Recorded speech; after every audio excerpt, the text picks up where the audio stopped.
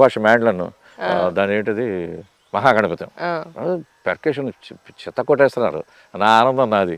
ఇవి చూసారా వాడు వీళ్ళు క్రెయిన్లో అవి వేసుకుని నా పెయింటింగ్స్ అవి చేసి అది నవమృదంగ సమ్మేళనం అయితే ఇంకా తిరుగులేదు. ఒక క్యాన్వాస్ మీద జస్ట్ మృదంగంతో శివస్వరూపాన్ని డిపిక్ట్ చేశాను నేను. జతులు గతులు నడలు ఇవన్నీ కదా మనం. అంటే ఇవన్నీ ఎందుకు చెప్తున్నానంటే స్పేస్ దొరికింది అంజలి గారు, దొరికింది అంటే నేను ఎంటర్ అవడానికి చూస్తాను, చెయ్యాలి. ఎందుకంటే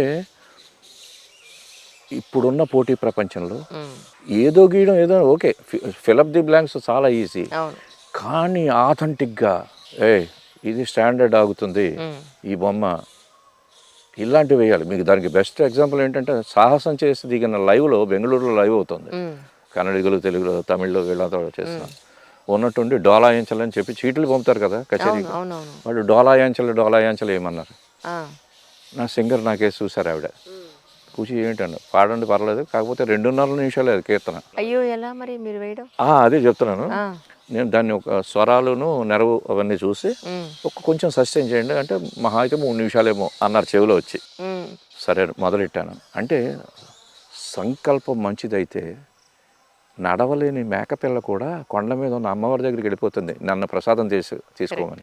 ఆ స్పర్శ యోగ్యత ఉన్నాయి కాబట్టి వెంటనే అక్కడికక్కడ నిర్ణయం కదా ప్రేక్షకుల ముందర